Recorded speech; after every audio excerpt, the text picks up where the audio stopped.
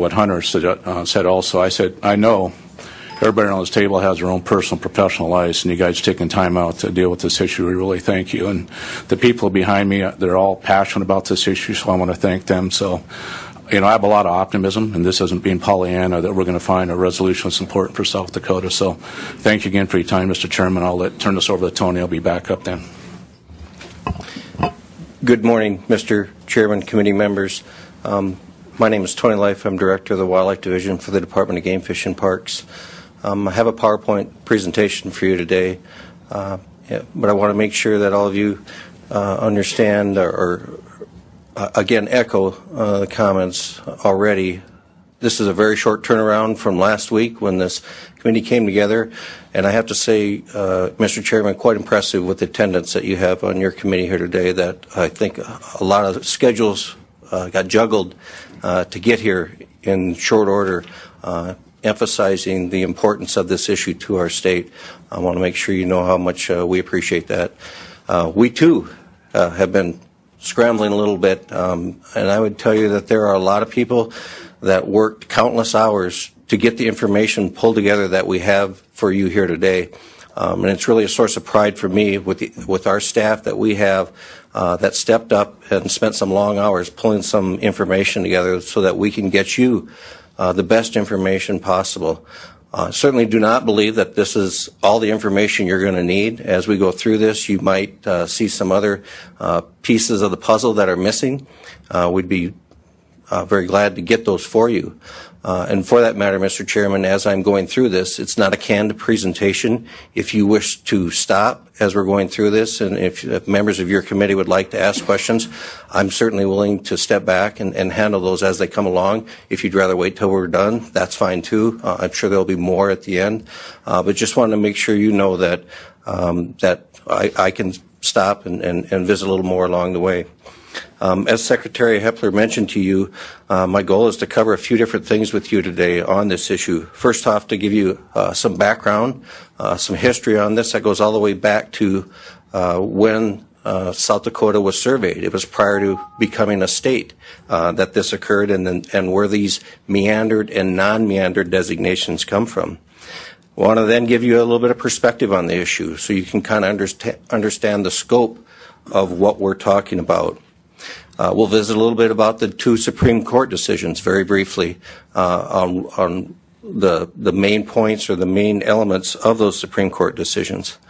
We're also going to talk about past legislation that occurred in between the decision of Parks v. Cooper and Dury v. Hepler. There were 4 attempts to fix this legislatively, all of which were unsuccessful, and I'll just give you a brief synopsis of the elements of those 4 attempts to fix this legislatively. And then last and probably most importantly, we're going to give you some estimates put some numbers to this and get some estimates of what we're talking about here when we talk about non-meandered waters and meandered waters and the portions of those water bodies that are over public land, that are meandered, that are over private land. And I think those numbers are going to be, again, that's the element of this presentation where I had a great deal of help from some very talented staff in analyzing aerial photo data and using the components of GIS to be able to put that information together for you. So with that, with your permission, Mr. Chairman, we'll go ahead and head into these slides. As I mentioned before, we have to go back to prior to statehood to get some perspective on this meandered versus non-meandered issue. Here is a direct excerpt from page 48 of the United States Surveying Manual. You can see on the right side of the slide there's a picture of the title page from this document. And on page 48, it said that lakes embracing an area of less than 40 acres will not be meandered. This was under a section called meandering, where these contract surveyors that work for the federal government were to come out and survey this land prior to South Dakota becoming a state. So 40 acres was the threshold that these surveyors were instructed to first make their first decision on whether or not that body of water should be meandered. But also important here, you'll notice that the instruction manual said that shallow lakes or bayous, likely in time to dry up or be greatly reduced by evaporation, drainage, or other cause, will not be meandered, however extensive they may be. So even if those water bodies were in excess of 40 acres, the instructions that the surveyors had were that those were not to be meandered.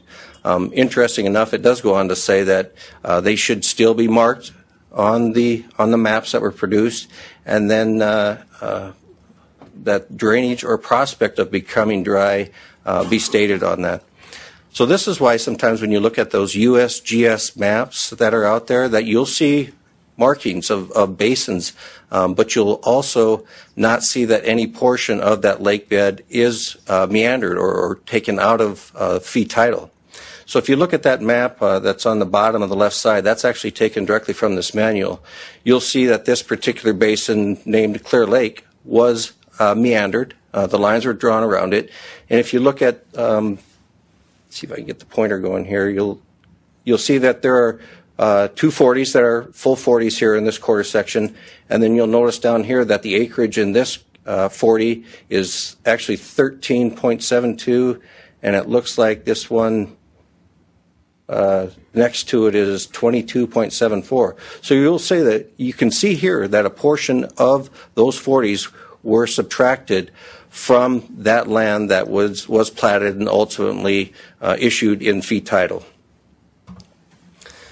So when South Dakota became a state in 1889, the title to the beds of all meandered lakes were vested with the state, and they're under the control and management of the Office in School and Public Lands today. In contrast, all of the basins of non-meandered lakes were then issued in fee title in the same fashion that the dry land around those basins were issued. So that's the distinguishing feature here as we talk about meandered versus non-meandered lakes. The easiest way to describe it is the basins of all non-meandered lakes are owned in entirety in fee title. So that through the years, some of those fee titles have been acquired by government agencies, the federal government, our agency. So that doesn't mean there is no public ownership, but that ownership only comes in the form of a fee title on non-meandered basins. So let's fast forward up to 1987. This is the first time in recent history that this became an issue in South Dakota that required some legislative action. Lake Thompson's a meandered basin in Kingsbury County. You'll see the blue outline of the larger basin here is Lake Thompson. In the 30s, the records would indicate that this entire lake was dry. But in 1987, just prior to it filling to its current size of 18,000 acres, it was approximately 6,600 acres, and it encompassed that blue area, which is the meander line for this basin. It was pretty close to that. Of course, the heavy rains came to that area of the state, and this basin swelled to 18,000 acres. Now, we had some historical documents that would indicate that this lake was about this same size back in 1856. Now, I found this kind of interesting because if you recall from that survey manual, the date on that was 1868. So that was just 12 years after this basin was at this level. But at the time the surveyors came through and meandered this basin, it had shrunk back to what you see in the blue here. So let's move on to the Northeast. It was a wet cycle during the mid to late 90s in northeastern South Dakota through snow melt and rain that a lot of water came into that region. When those rains and snows melted, the water flowed and lakes grew larger, marshes became lakes, and many new ponds and wetlands were formed in these dry basins. Now, according to a lot of folks that I visit with, both landowners and our staff, appears like this cycle continued, fluctuated obviously as you go through time, but essentially peaked in that period of 2008 to 2012. And in the last 5 years, we've seen either a stabilization or in some cases some moderate reductions in the water levels of these basins up in northeastern South Dakota. And I think all of you have known and heard about what the result was. The result of the rising water was encroachment of communities of some meandered lakes. The larger photograph here you see, that's Grenville in the background, and that's Wabae Lake. Of interesting note, hopefully you can see on those trees that there is a water line when this water was even much higher in this basin before receding to where it's at right now. And then, of course, as all of you are well aware, these rising waters consumed pastures and farmland and even encroached on farmsteads. And the picture in the lower left corner you'll see there is actually grain bins and a barn that were inundated by water. This happens to be on a lake that's just south of Webster. It's called Reitz Lake. That entire basin is owned by private ownerships. It's a basin that our lake that we worked with that adjoining landowner to establish an access on that. And this lake is currently being managed as a trophy walleye fishery. So let's try to get that perspective for you here. Probably the epicenter or the most famous, if you will, lake that came about as a result of all these excess waters was Bitter Lake. Bitter Lake has no outlet. It's at the end of a chain of a number of different lakes that flow through from northeastern Day County all the way down to this basin. That largest basin that you see in the the right center portion of this slide is the meander line for Bitter Lake. And it is approximately 3,500 acres in size, and that's about where the water level was in Bitter Lake in 1991. Now, you'll also notice that there were a number of other basins that are marked on this map west and south of Bitter Lake. These would all be non-meandered basins and would have held in fee title either by private ownership or in some cases public ownership, as we'll soon see. So after the rains came to this area of the state, here's what it looked like, what it looks like now. It encompasses 18,000 acres. And you can see as it grew, it engulfed a number of other separate basins and also inundated a lot of farmland, pasture, and other types of property that were immediately adjacent to this. As Mr. Hunter alluded to a little bit ago, this is one of those world-class fisheries that was created as a result of this additional water that came in. But really, to get the important perspective that we need to portray to you today, we need to wipe the water away on this basin and look underneath it. So this gives you an idea of what it looks like underneath all of that water. Again, this is an 18,000 acre lake. The basin of that is either meandered, or it's in private ownership, or it's owned in fee titled by a public agency. The blue that you see here is that original meander line. The yellow or gold is that which is owned in fee title. And then the red are the private parcels. According to our analysis, we have 46 different landowners that own portions of this basin in Bitter County. So let's take a look at a few other lakes in this similar fashion. Again, wiping away the water and looking at the basin. Mr. Leif, on that map, you see some that are public lands. Has that land been sold since the water came to the state, or has it always been public land? Mr. Chairman. Yeah, very good question, Senator Clem. I had meant to mention that the majority of that property was in public ownership prior to the water rising, but there have been some acquisitions of the property, in particular the western third.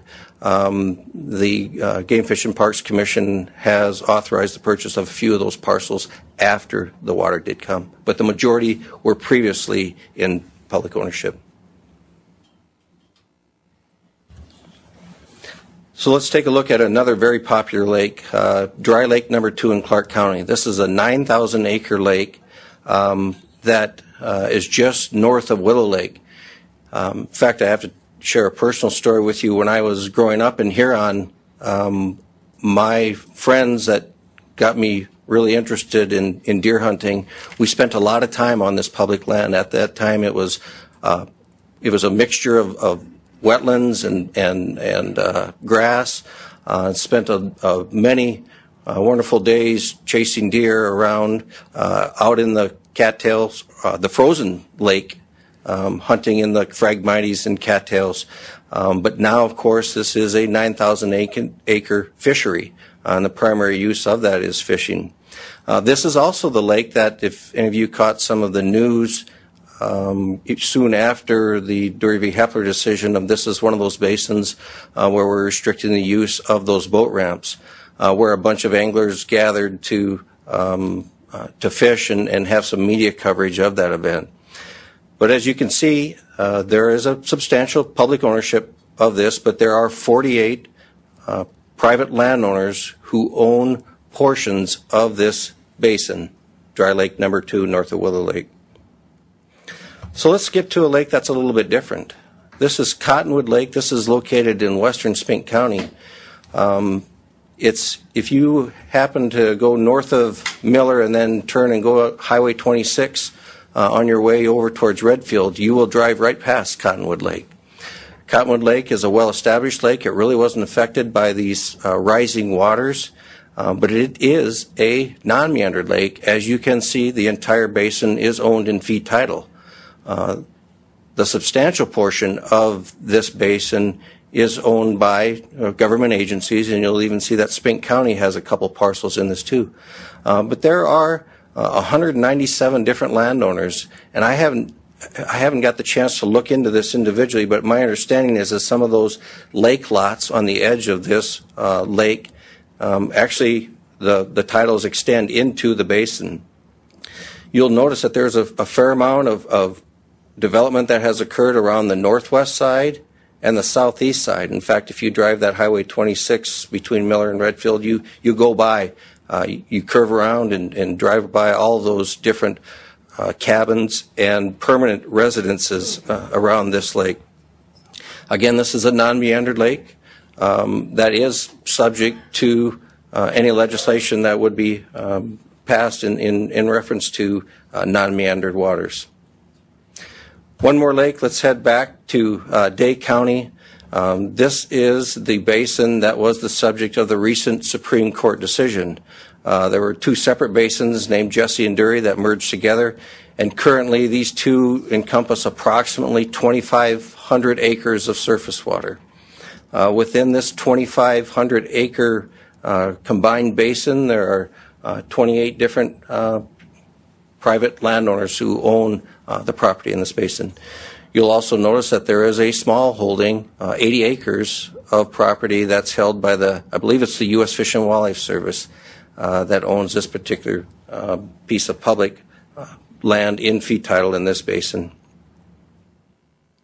So let's zoom out a little bit more to get a little bit better perspective.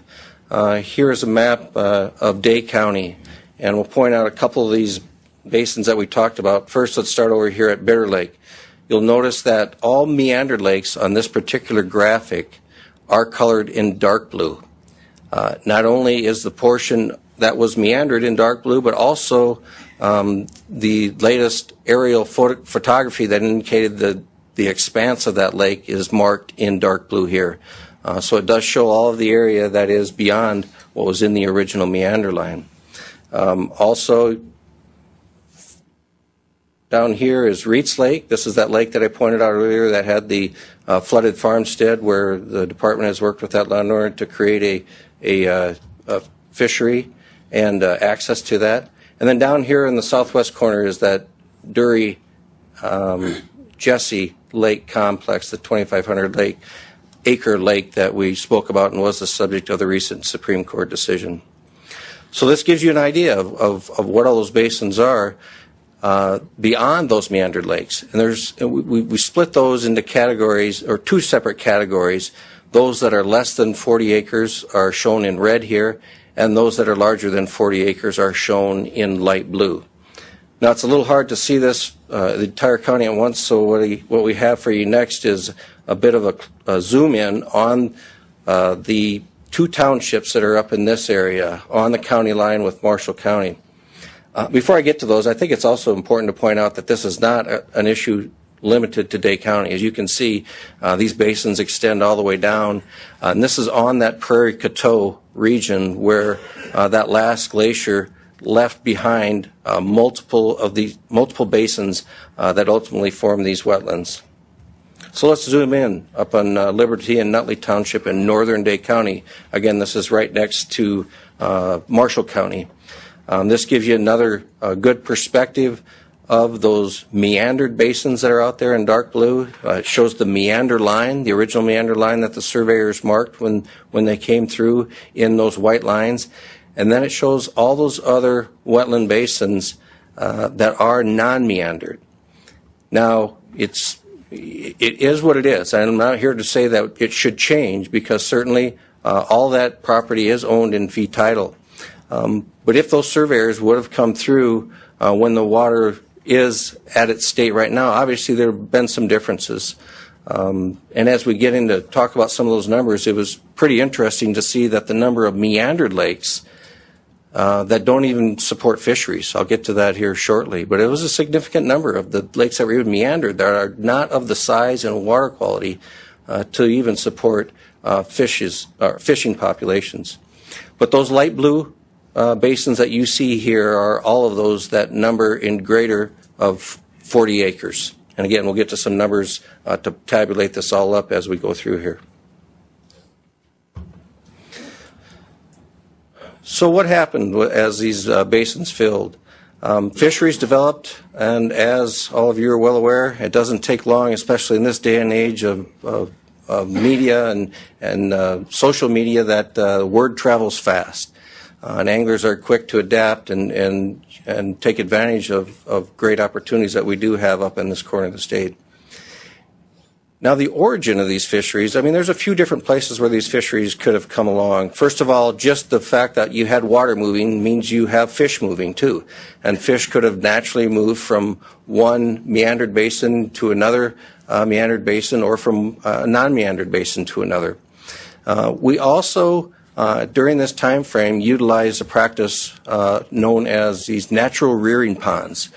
What we would do is we would go into a lot of these small wetland basins that had winter killed, so essentially killed all the fish in those basins, and then stocked newly hatched walleye into those. No competition for food, no small fish to eat them as they were growing. They were highly productive places for us to go in and put these newly hatched walleyes in, and then come back in the late summer or fall when these walleyes had grown to about 6 inches in length, and be able to net those out of theirs and net those out of these lakes and take them and stock them in other lakes, mostly meandered lakes. Obviously, we could never get all those fish back out of those lakes, and there remain some of those fish that certainly were part of the what ultimately became fishing populations in many of these basins. The other thing is we did stock lakes with the intention of creating fisheries, in particular some of those larger basins that we have seen before, like Dry Lake Number 2. And then lastly, we do know that there were other stockings by private individuals. They're not legal stockings, because to stock any water body in South Dakota requires permission from the department, because those water bodies, of course, are managed by our department. But we do know that there are instances where individuals either purchased fish from a private fish hatchery, or they went and caught some fish in another lake and brought those over and stocked those fish into some of these expanded basins. So as the opportunity developed, the anglers soon followed. And I suspect, majority of that initially was from the shore, which of course is the easiest access.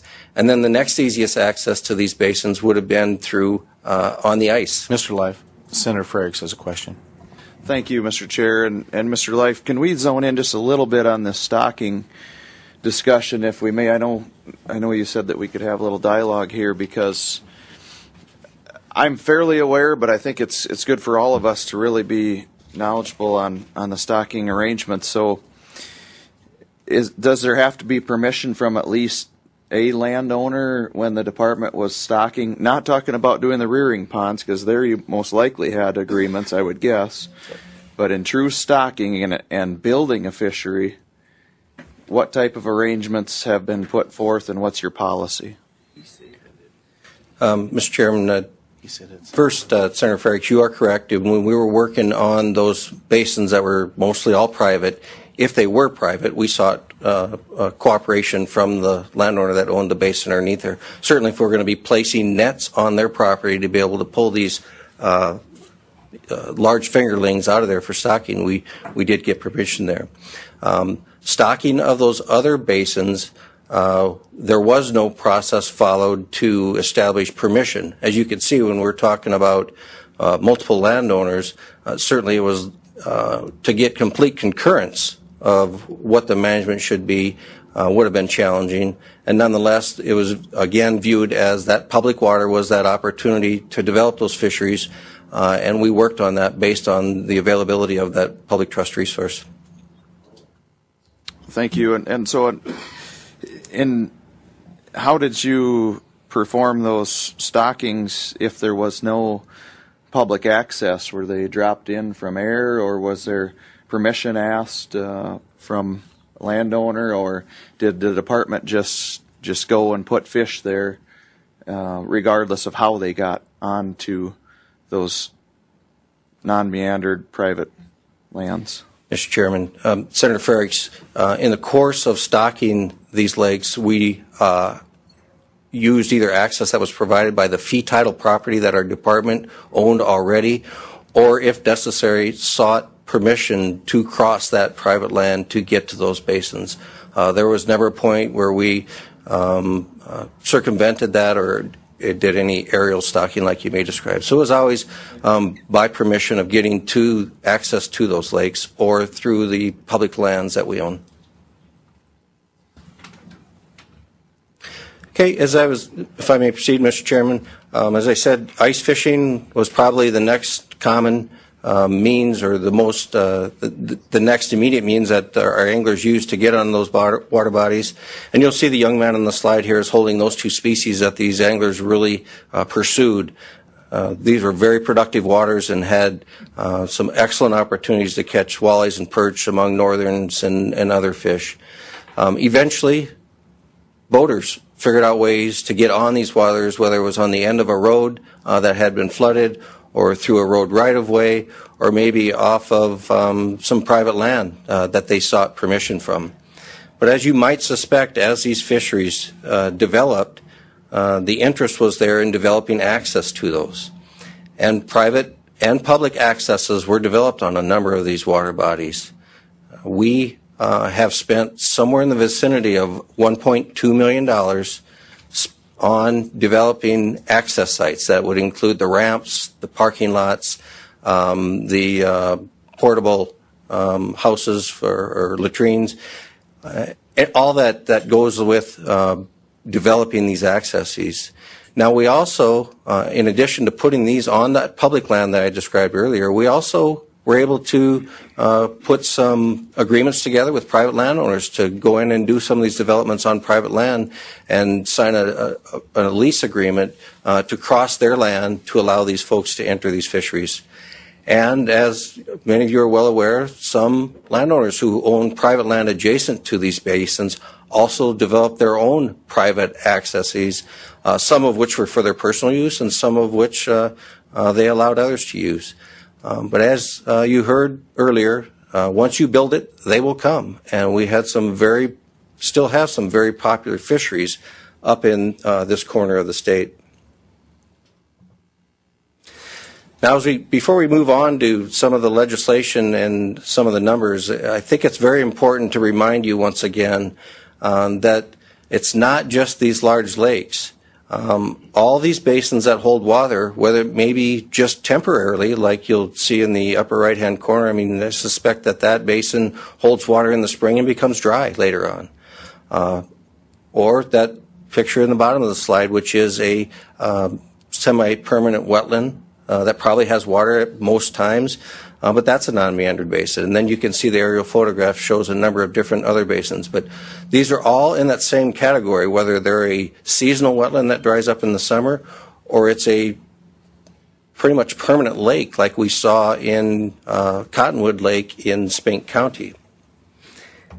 It's also important to remember when we talk about recreational use of these waters that it's not just fishing. There are other demands out there, including recreational boating or kayaking. In the fall, there are hunters that wish to use these water bodies to hunt waterfowl. And then, of course, when these basins freeze in the winter, it provides another form of recreation, and hunters being able to walk out on that ice and hunt the emergent vegetation along the edges of those basins for mostly for pheasants, but also for deer. And also, there's trapping opportunities, especially in particular muskrats, beaver, that would inhabit these water bodies. And when those furs are valuable, we do have a strong interest from our trappers to be able to pursue those critters on those lakes. So let's get to the Supreme Court decision, the initial Supreme Court decision, which was Parks v. Cooper. It involved 3 lakes, Long Lake, Park Slough, and Shiley Slough in Day County and Coddington County. Under the Parks v. Cooper decision, the court held that first, most importantly, landowners hold titles to the lake beds. They made that very clear that that was an important part of this discussion. Secondly, the Supreme Court said that all water in South Dakota belongs to the people in accord with the public trust doctrine. And then, probably most importantly, the Supreme Court said that the legislature has the obligation to determine the extent of the public's right to use non-meandered bodies of water held in trust for the public. So as a result of the Parks v. Cooper Supreme Court decision, as I mentioned earlier, there were 4 attempts to address this issue legislatively, and I'll go through each of those briefly here. Now, many of these bills were multiple pages, and I hope you understand I tried to just pull out the highlights, and there's certainly a lot more to these bills, and I suspect that if you haven't already, that you will be all provided copies of these so you can see in great detail what they do.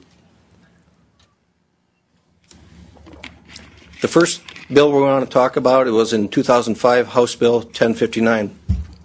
This was a bill that was brought forward and sponsored by the Department of Environment and Natural Resources, and I believe Secretary Perner may visit about this piece of legislation a little bit more.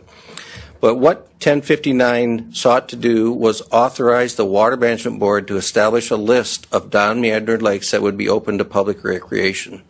It was essentially a 2-step process. Is to establish what lakes should be on that list and then how that list would be modified. The initial list of non-meandered lakes would be open to public recreation if first they had a history of recreational use by the public, and secondly, if any of these 3 additional criteria would be met. If the lake had been developed for public use by construction of boat ramps or public boat docks, picnic areas, or campgrounds, or if the state or federal government had an active role in managing a recreation area next to these basins, or if state or federal ownership of a portion existed of a portion or all of the lake bed. So this was the process to establish the initial list. Subsequent to that, non-meandered lakes could be added or deleted from the list that would be open to public recreation by using the petition process to the Water Management Board. And the bill, or the bill would have instructed the Water Management Board to establish this recreation as a beneficial use for these non-meandered lakes if all 3 of these criteria were met. First, that the lake was capable of supporting recreational use, recreational use would not impair the water rights, and third, that established recreational use on that non-meandered lake was in the public interest. Again, as is the case for all 4 of these bills that we'll be talking about, this bill was unsuccessful in being passed by the legislature.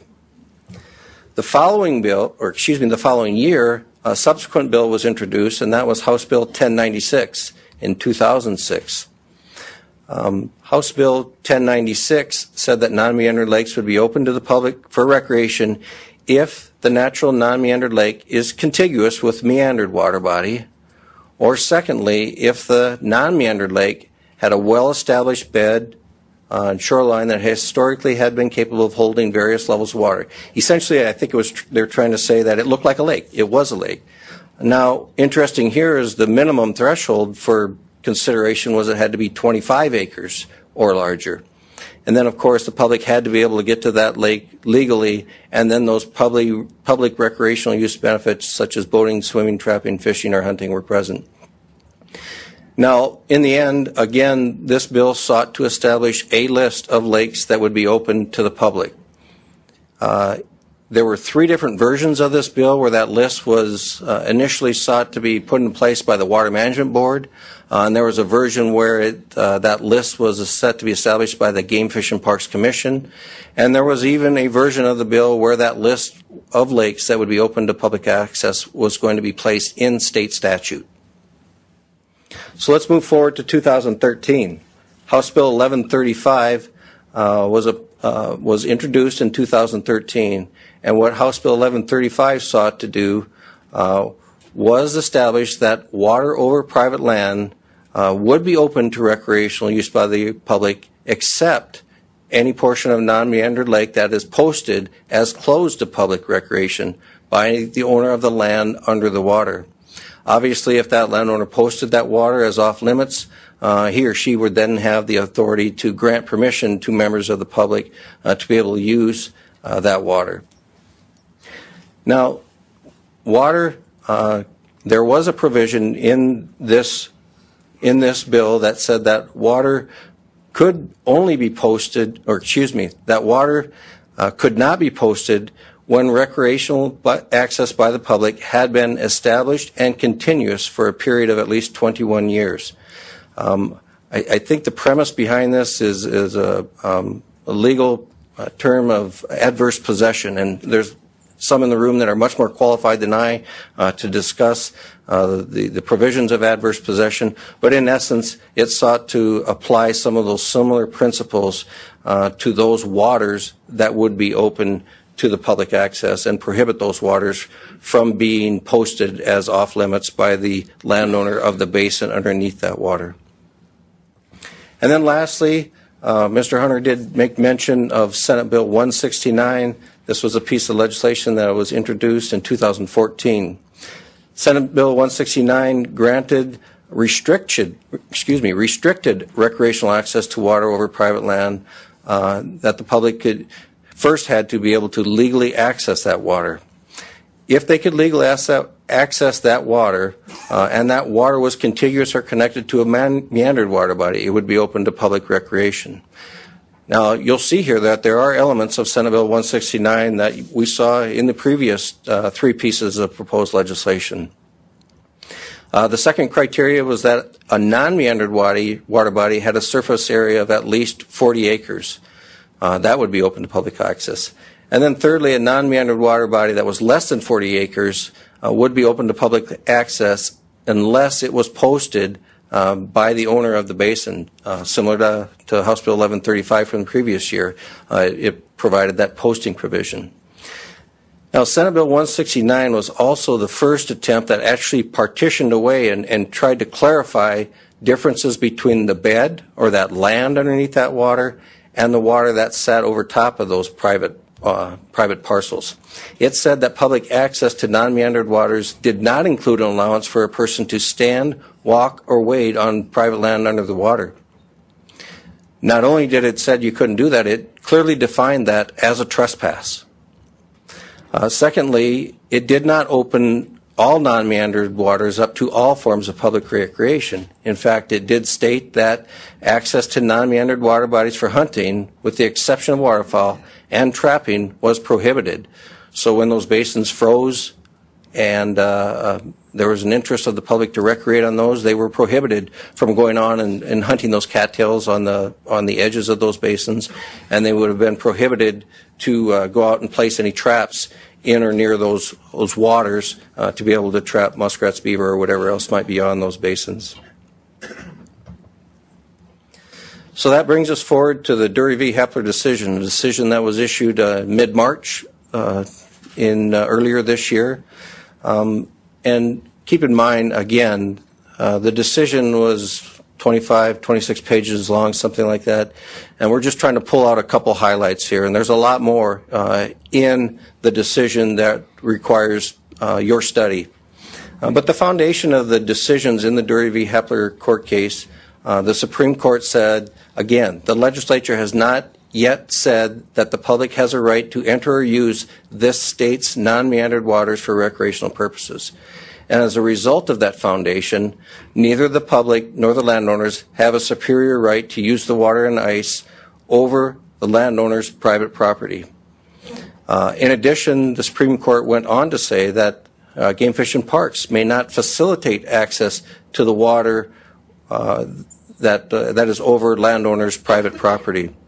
There was a large portion of this decision that talked about certifying a class, and in fact, this last highlight here that we show about facilitating access was extended to all that were certified in that class. And once again, I'll defer to the legal minds that would be able to make an interpretation of that class certification and how that applies to beyond our agency. But all of you are well aware of the steps that we took in response to this Supreme Court decision when dealing with this issue. So let's get on to those numbers that I promised we'd talk about. I appreciate your indulgence here, Mr. Chairman and committee members. We're about done. We just have a few slides to go here. So what we see here is a graphic that shows all the different lakes, the number of them in acres. Again, keep in mind that you'll see some rounded off numbers here because this was done using some aerial photography data and then some GIS analyses. And some of these photographs were from 2010, some were from 2014. Obviously, we get a rain event. This changes almost immediately, or you get a hot summer, you have a reduction. But this gets us into the ballpark of where we are when we're talking about natural lakes in South Dakota.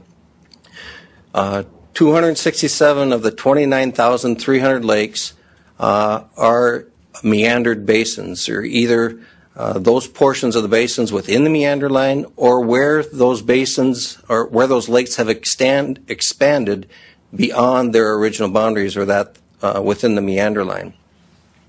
Obviously, smaller wetlands are the most numerous of these basins. You'll see that 26,700 of those basins of the 29,000 are those that would be of a size smaller than 40 acres. And then the non-meandered basins that are larger than 40 acres would include 2,324 lakes that encompass 325,000 acres. You can see the percentage breakdown here of those different categories. 29% of the natural lakes in our state are meandered, 32% are non-meandered, less than 40 acres, and then 39% would be non-meandered basins that are larger than 40 acres.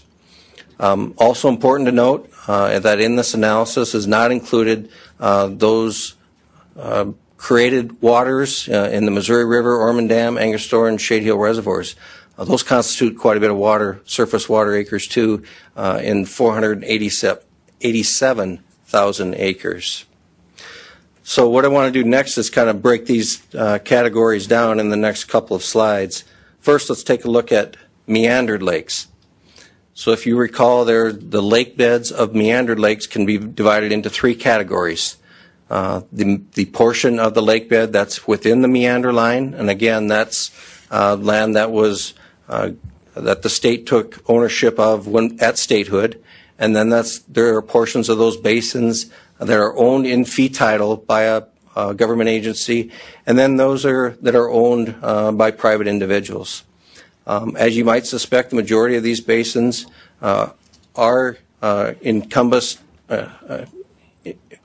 included in the meandered portion, or 170,000 or 69% of these waterways are meandered basins. Now keep in mind there are a lot of other lakes that as the rains came that didn't expand in size. In particular, those are lakes that have outlets on those, and in fact in many cases they have constructed outlets to set that water level. Obviously lakes like Compesca or Byron or Roy Lake. I mean, it's important to have that water control structure on those basins because there's a lot of private property that has been constructed around the edges of those lakes, and to protect that private property, those water levels have to be controlled. And I think that's why you see here that the majority of these basins are within those meandered boundaries. Now, as I mentioned in my introductory comments, interesting that of the 267 meandered lakes, there are 115 of those right now that do not support fisheries, that are of inadequate depth and water quality to be able to support fisheries. Whereas on the flip side, we have numerous meandered lakes that are high world-class fisheries. So as this breaks down, again, 69% meandered, 8% of meandered lakes are public deeded property, and then 23% or 56,000 acres of these basins are owned in fee title by private landowners. Representative Roden? Did you have one, or Representative Hall? Yes. Thank you, Mr. Chairman. Well, I just had a specific question on numbers dealing with the 20-some lakes that were closed by the game fishing parks. Do you have the data as far as what percentage of those body of waters are owned by the state versus private ownership?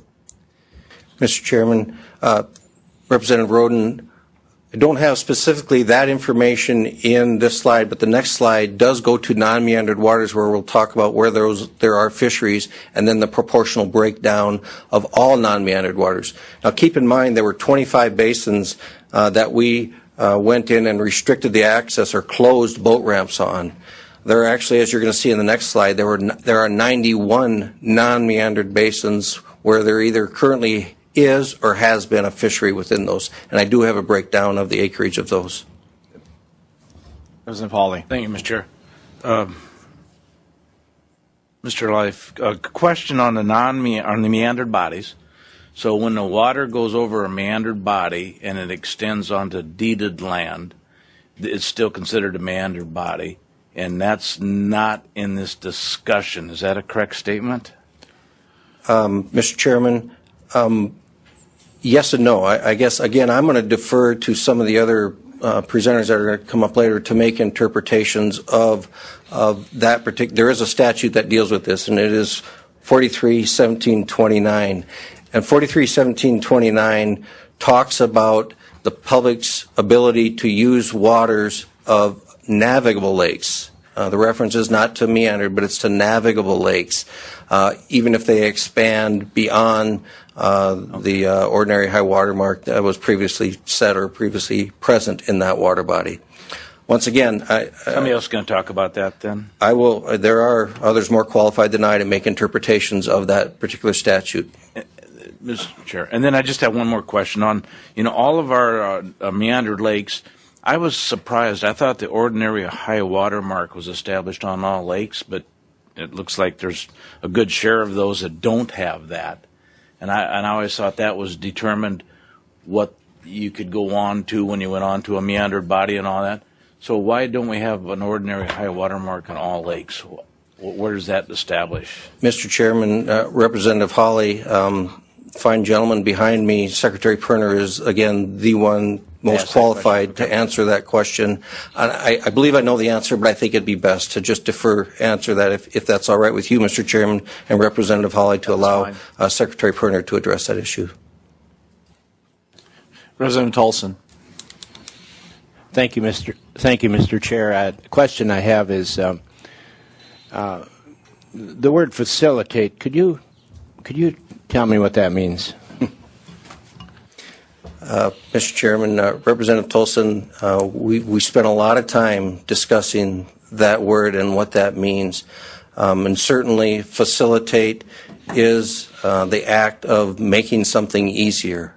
In this case, facilitating access would be anything that we would say or do that would assist the public in recreating on these waters, and that is our interpretation as we have taken it from this decision. President Gosh. I was going to save this question for later, but you mentioned you've closed 25 access points down, and you also mentioned there's 91 non-meandering lakes. How did you guys settle on 25? Mr. Chairman, important to point out 25 lakes, and in fact one of those basins, that Cottonwood Lake in Speke County, I believe we have 3 different access points that were closed on that particular basin. And the process that we used to determine which lakes were all of those lakes where we had established a boat ramp.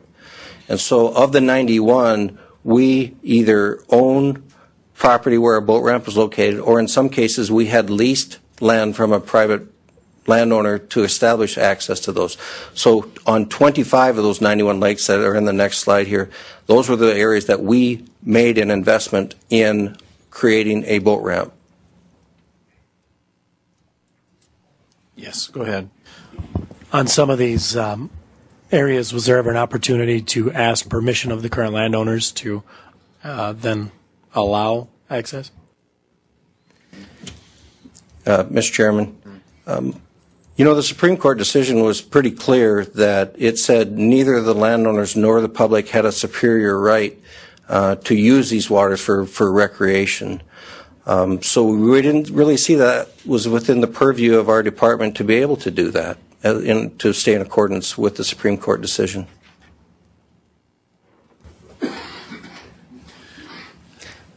President McCleary. Thank you, Mr. Chair. A couple questions, Tony. Back, I think you said on Bitter Lake, there was a part of that was bought from landowners.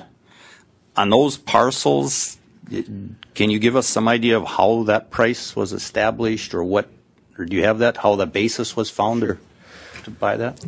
Mr. Chairman, Representative McCleary, the process that we use is the same for all acquisitions that the Department of Game Fish and Parks would purchase, and that is to do an appraisal of that property, establish a fair market value, and then pay somewhere very close to that appraised value. And you probably know the process even better than I on establishing appraised value with comparable sales in that area. But certainly the fact that those properties were underwater had a substantial impact on the value of those properties.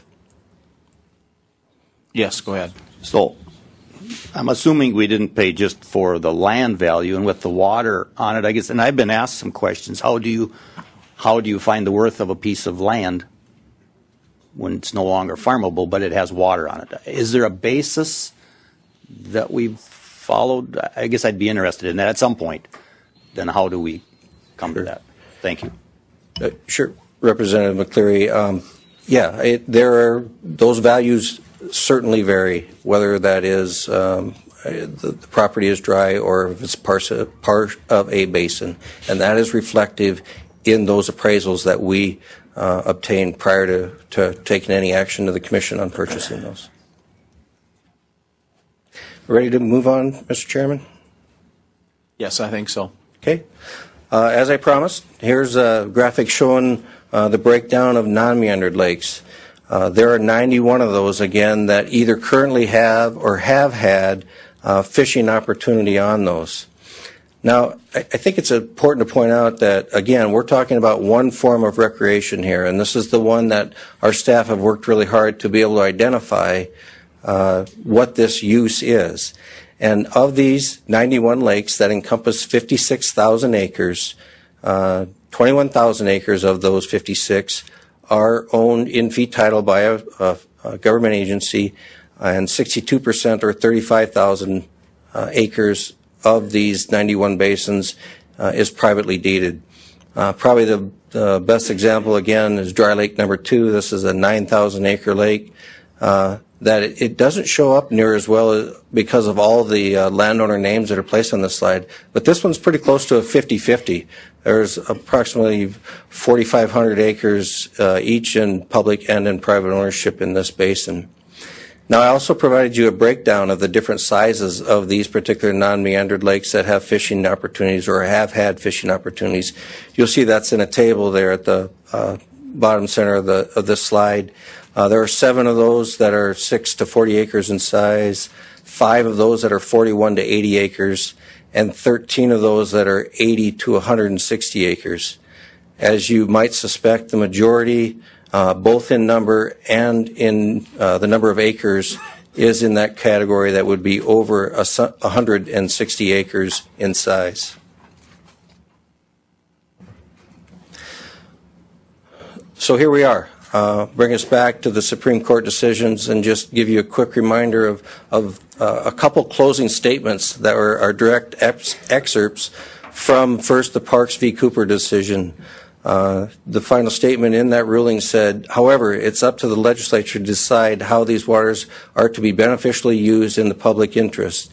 And in Dury v. Hepler, towards the end of that decision, the Supreme Court said, ultimately, until the legislature acts, neither the landowners nor the general public have an obligation, i.e. a right, existing in their favor that is superior and enforceable by injunction under South Codified Law 21-8-14. Now with that, I'll ask, I think Secretary Hepler maybe wanted to come up and offer a few closing remarks, and then I believe we'd be happy to entertain any questions that you or the committee members might have, Mr. Chairman. Senator Greenfield. Thank you, Mr. Chair. And I guess I can pose the question and have you contemplate it while Mr. Hepler gives his closing remarks, if you'd like. With respect to Cottonwood Lake in Spink County, since 1919 there's been a document on file, if I'm not mistaken, in which they asked for the department to maintain it as essentially a public access lake. I've recently come into contact with that, and I guess I would like your response, first of all, as to whether you know of that document's existence, and second, if you do, why then you didn't treat that lake differently when restricting access in recent weeks. And again, you can answer that now or after Mr. Hepler has given his closing remarks. I think Secretary Hepler is also prepared to address that question. It's come up before, so I'll, if it's all right with you, Mr. Chairman, defer to Secretary Hepler. Thank you. Thank you, Mr. Chairman, and also for your patience. That was an outstanding done job. I appreciate that, Tony. There are some questions in there. I was hoping I'd get the microphone to help Tony, but he did a great job with those. There's a couple comments I want to make. Is that one of the things that came up is within our commission, our chairwoman got an email some time ago saying, well, you know, the commission needs to come out strongly in support of the sport fishermen on this issue and represent us. And, you know, we've heard the same type of emails back in our department. I just want to be clear that, you know, we don't represent the sport fishermen. We don't necessarily represent the landowners. We represent everybody in South Dakota. And so I commit to you, and I commit to our people behind me and people listening, is that we're going to be absolutely fair in this process. And so that's important to know, because I know there's a lot of history here that, you know, a lot of it occurred before I showed up into my job. So I'm committed to that. I want to appreciate the fact, you know, like the Dury family and Iran, we met with them, and Matt's mother's reaching out, starting that conversation. The Wildlife Federation's reaching out, starting those conversations. So I do have a lot of confidence that people are going to get to where we need to be in this situation. The other thing, I know there's some tension. In fact, Mr. Speaker, you called, or excuse me, Mr. Chairman, you called and talked to me about that when the department made the decision to restrict access to those 25 lakes. When you go through and look at Dury versus Hepler, and, you know, there's some people behind me, you know, who are very learned in law, but there's reasonable people can agree or disagree on what that says. At the Supreme Court, it's important what they said and what they didn't say. But we took the job of facilitation very seriously, and that's broad to us. I know I heard a lot of criticism, you know, in 2 years I've been here at Parks versus Cooper, is that, you know, we were interpreting that wrong, in fact, all those years. We wanted to be sure we were correct in this. We didn't want to overreact. We were being counseled by some lawyers that we should close everything down. So there's no question.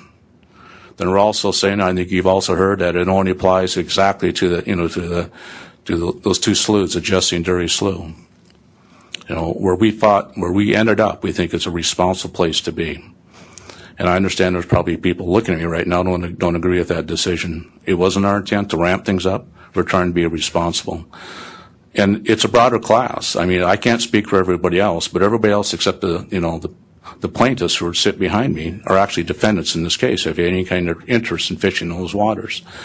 As Tony said, we can't speak for you. I only can speak for ourselves and be responsible for our own actions. So, besides, non-restriction or the restriction on those lakes, we went back and we talked about stocking earlier. We're not stocking these waters anymore. We're not running creel surveys. We're not going to have fishing forecasts like we've done in the past. Those things are not happening. We're also still doing compliance checks. We'll do safety checks on those lakes. We still plan to do those things. So anyway, echo again what Hunter said. We're here to help, Mr. Chairman, anything we can. I know there'll be a lot of questions coming in, either with logistics or with questions between meetings or anything else. Working with Amanda to let us know and provide the information you want. Now, directly going back to talking about Cottonwood Lake, we are aware, Senator, of that information. It's still considered a non-meandered body of water because some of that structure is they're talking about trying to control water after it was determined as non-meandered. And this came up in the GOAC committee a couple of days ago also. There's like 197 people on the lake. So we got asked the question, well, what if we got information or permission from every one of them that's okay to, go out and use these? Facilitation is talking about access on the waters overlying private land. And so, we pondered that type of discussion. And so what the first thing it does, it triggers what Tony said about nobody right now, according to the Supreme Court, has superior rights to those waters. So let's say you get beyond that statement. So then we start talking about practically, is there any way to even get to that point? I know, Hunter, you spent some time, with counsel in the governor's office talking about the same thing. So what that triggers then next is what about Cottonwood Lake in Sully County? There's 2 or 3 owners there. We have a long history also, Senator. So we start going down this road. And so, I'm not willing to say we absolutely wouldn't entertain something like that, but you start getting some really, excuse the pun, little murky waters when you get to those things. There's not a clear black and white answer to that. But I'm also very sensitive to the fact that there's people who think we're just ramping this thing up just to get your attention. That is absolutely the last thing we were trying to do with this. And so, that's just something I guess we'd want to think about some more. Senator, I hope I answered your question, Mr. Chairman. If I might, Mr. Chair. I appreciate you, addressing it. That Cottonwood Lake is in Spink County, not Sully, but nonetheless, I guess I'm having a hard time understanding. I really do appreciate the spirit in which you've come forth, and I think that you have the right mindset. But I think that some of the actions of the department are contrary to what you've stated, and here's why. The ruling essentially stated that neither the private landowner nor the sportsman have a superior interest in the waters that flood private grounds. You are probably the best stopgap between those two, especially given that we're a citizen legislature and we're not here all the time. Mm-hmm. And instead of trying to wade through, if you will, the issue, the decision was to make a very rash decision in a lot of people's opinions. And I would think that you folks are the ones who could help to, again, fill the void and try to establish some agreements in the wake of after the legislative session has ended for the year and before we reconvene, try to forge some relationships and establish just exactly where it would be appropriate to keep those bodies of water open and where you couldn't do that. And we could then take up that issue. Instead, I truly do think that you have the right attitude as stated here today. I just think that what happened 3 weeks ago was rather unfortunate, or 4 weeks ago, or whatever the time frame was, because it certainly did cause a whole lot of consternation in the short run. So, but thank you. And again, I would counsel, if I could say that there's still a lot of interest in seeing Cottonwood Lake open, and there's a lot of history there. It goes back to 1919 and a document that was filed with the department, with the state, asking for that to be maintained as a public body of water. Thank you. Representative Tolson. Yeah, thank you, Mr. Chair. Just to follow up on Cottonwood Lake, we have 197 owners of property there, and we've received a lot of calls, and they're asking, like one asked about a pontoon, how do they get it on the lake, which they've been using for years. And do you have a comment on that? How do they get the pontoon on the lake if the ramp is closed? Mr. Chairman, obviously, I mean, it's going to be very difficult if they've been using the public access and that ramp is restricted. We're not closing the lake. We're just, restricting access to that particular. And so unless there's another way through private ownership somehow, then I'm not sure how they'd be able to do that. And then you start triggering this all those discussion about facilitation on the public side of this too, and that's just up for those individuals to make that decision. It's not ours. And I'll say again, I'm open to ideas. I mean, the last thing we want to do is to have the closure of these 25 lakes turn this whole process into the ditch. That's not what we want to do with this. We really were trying to be responsible for the Supreme Court and what we heard from the Supreme Court.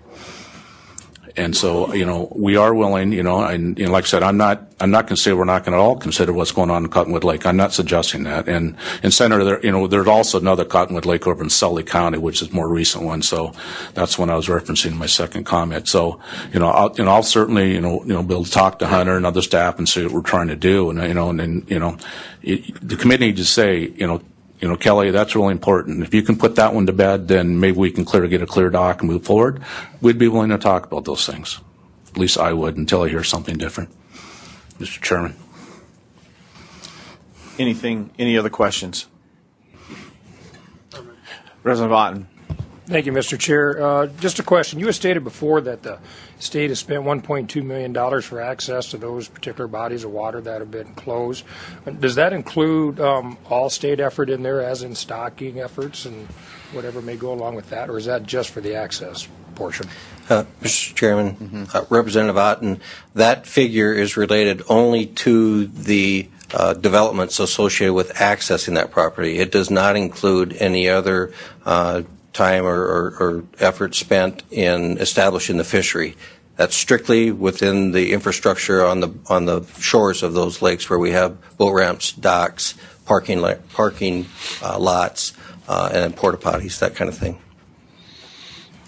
Go ahead, Representative Otten. So do we have a number what the state's total effort has been on those bodies of water then, so we know what our investment's been to this point in time? Mr. Chairman, I could go back and we could look and attempt to tabulate that. We don't necessarily track that by every individual body of water, but we would be able to go back and figure out what other efforts have been put into place to establish those fisheries and use some type of an estimate based on what it costs for us to raise those fish in a hatchery and put those out there. I would suspect that number it wouldn't add greatly to the 1.2 million that we have in infrastructure development, but it would add to it. Any further questions, Mr. Chair? President White, or Senator White, excuse me. Oh, I answered it both. Thank you. Mr. Secretary, and I think this comes down to a lot of common sense. According to my understanding or your understanding, was there a date set that this stay had to take place in your interpretation of the program that you are initiating here as far as stopping the? Was there a date established, or is this determined that this is when it came down and you initiated it based on that time? Is that kind of? I guess I'm just asking a question. Through the chair, Senator, there wasn't a date. Certainly wasn't suggested in the Supreme Court. So it was more of a practical thing. We knew that people were ramping up for this, for people to go fishing. And so the determination was, as soon as we could let people know it ahead of time, instead of having them just show up at the ramp and ready to go fishing without some kind of evidence what's going on. I guess a question that came through my mind, is there any way that we could push that stay back? There's a lot of economic damage being done to communities that are thriving on on this. It also gives the sportsman a chance to proceed through the process and take advantage of that. But mainly, there's whole communities that are involved with this particular recreational, and it would have a major impact on those. If we could just push that stay back to, for instance, November 1st, giving an opportunity to use the lakes up to that time, as long as a date wasn't established, I was wondering, is that a question that would even be considered? You say you're open to all questions, so that might be a dumb one. Thank you. Through the chair and senator, no, that wasn't a dumb question. I do think that the majority leader also asked me that same question about a week ago. There again, I do get caught up in the word facilitation, what that means. I'm sensitive to that and what the Supreme Court, although, they're not going to send me, you didn't follow our rules, Secretary, I get that. But it is trying to be consistent. But that's one of those things, there again, I want to be reasonable about this. This process, I don't want this to come down to it's about 25 lakes we restricted access to. That's not what this is about. Yeah. It really should be about how we're going to come together. So if the committee comes back and say that's really important to get that off the table, we're highly motivated to get this thing done, find a reasonable solution. That's the type of thing I'd go back and think about. I'd spend some time with Hunter and get some counsel from Hunter and see what he thinks, and maybe a decision in the end we're going to say no. We really do need to stay the course in this. Let's just, let's get this thing cited and, can get that completely cleared up. But, I'm willing to listen to those things. Right now we are in a listening mode. Okay, with that, I think we'll, to stay on schedule, our lunch is ready for us. We can go get our lunch, and if we want to continue to ask a few questions, I think that's fine if that works for the people from the Game and Fish. So, I wanted to say I really appreciate the conversations I've had with Secretary Hepler in regards to this. We've had some great dialogue back and forth, and wants to come to resolution as I do and the rest of the people on this committee, and I'm very convinced that we can come to some kind of resolution on this. So